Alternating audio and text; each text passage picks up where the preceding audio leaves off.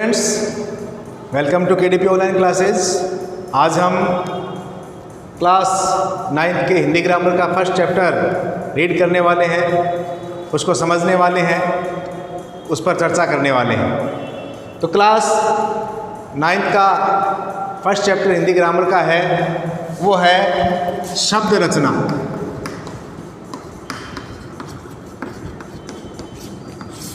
शब्द रचना क्या है? हमने पीछे की क्लासों में पढ़ा था भाषा, वर्ण, विचार, लिपि, व्याकरण, उसी का एक पार्ट है शब्द रचना। हम जब नर्सरी, LKG, UKG क्लास में पढ़ते हैं तो वहाँ पर हमें स्वर और व्यंजनों के बारे में बताया जाता है। आगे चलकर हमें मात्राओं का ज्ञान होता है और उन्हीं मात्राओं, उन्हीं वर्ण, उन्हीं स्वरों को मिलाकर के शब्दों की रचना की जाती है और एक पूर्णतः भाषा का निर्माण किया जाता है। भाषा के प्राण हैं शब्द। जिस प्रकार इंसान के शरीर से अगर आत्मा निकाल दी जाए तो वह शरीर किसी काम का नहीं है, उसी प्रकार भाषा में से अगर शब्दों को निकाल दिया जाए तो फिर भाषा नहीं रहती। तो शब्द रचना क्या है देखते हैं। एक या एक से अधिक वर्णों के योग से मूल शब्द बनते हैं। इसी क्रम में मूल शब्दों के शुरू तथा अंत में कुछ शब्दांशों को जोड़कर नए शब्द बनाए जा सकते हैं। शब्दांशों को जोड़कर नए शब्द बनाने की इस प्रक्रिया को शब्द रचना कहा जाता है। लेंथी हो गई, चलो समझते हैं। देखो, मैं अभी यहाँ पर एक अक्षर लिख रहा हूँ, फ, फैसे फल।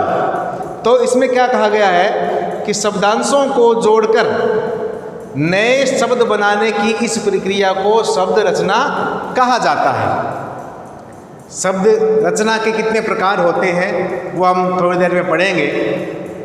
इस फ के साथ अगर मैं एक अक्षर और जोड़ दूं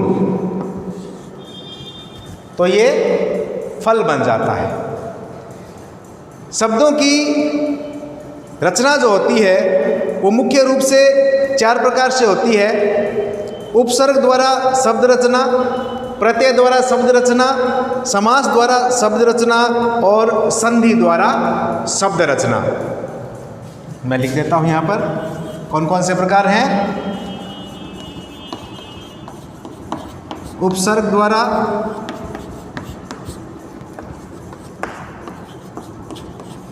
प्रत्यय द्वारा,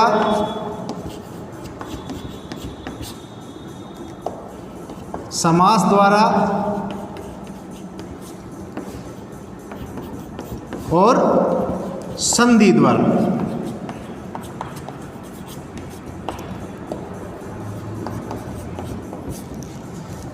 तो उपसर्ग, प्रत्यय, समास, संधि ये हम आगे पढ़ेंगे, लेकिन अभी हम बात कर रहे हैं शब्दों की रचना की।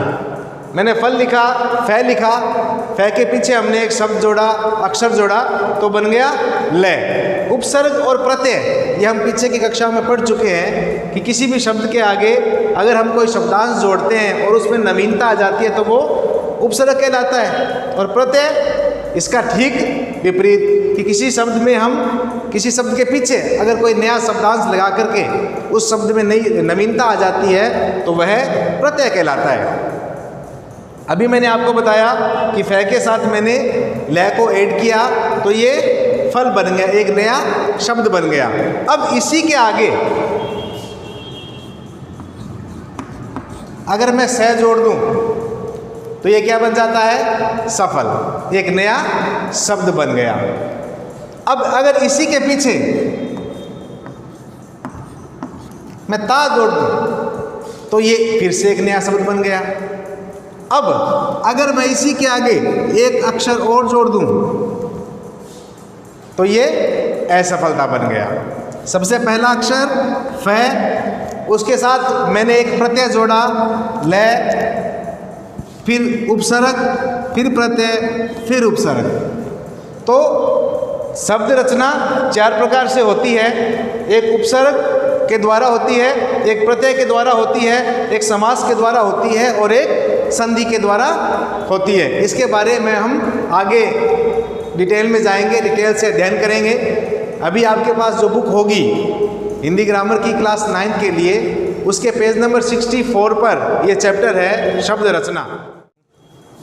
तो डियर स्टूडेंट्स, अभी हम चर्चा कर रहे थे शब्द रचना। तो शब्द रचना के प्रकार मैंने आपको बताए, एक बार फिर से देखते हैं। शब्द रचना के प्रकार, 4 प्रकार से शब्द रचना की जाती है। सबसे पहला है उपसर्ग द्वारा शब्द की रचना, सेकंड है प्रत्यय द्वारा शब्द की रचना, थर्ड है समास द्वारा शब्द की रचना, और फोर्थ है संधि द्वारा शब्द की रचना। तो आज हम उपसर्ग के द्वारा शब्द रचना किस प्रकार की जाती है ये हम देखेंगे। तो सबसे पहले तो हम उपसर्ग की डेफिनेशन देखते हैं कि वे शब्दांश जो किसी शब्द से पहले जुड़कर उस शब्द का अर्थ बदल देते हैं उपसर्ग कहलाते हैं। यानी कि ऐसा शब्दांश जो किसी शब्द से पहले जुड़ जाता है और जो अर्थ पहले उस शब्द का था, उपसर्ग जुड़ने के बाद उसका अर्थ भिन्न हो जाता है, बदल जाता है।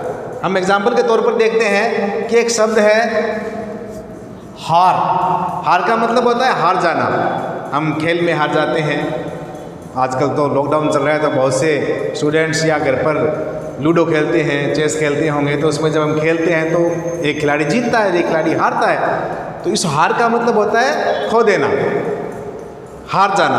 तो अब अगर इस हार के आगे अगर हम उपसर्ग लगा देते हैं तो नया शब्द बन जाता है उपहार। उपहार का मतलब होता है गिफ्ट, भेंट। बर्थडे पर, शादी की सालगिरह पर हम जो गिफ्ट देते हैं, जो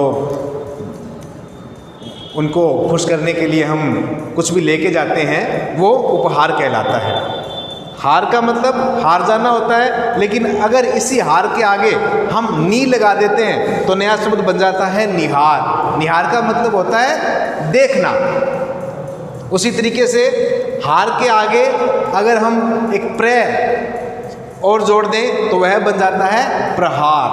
हार का मतलब तो होता है हार जाना, लेकिन प्रहार का मतलब फिर नया बन जाता है, वो हो जाता है हमला करना।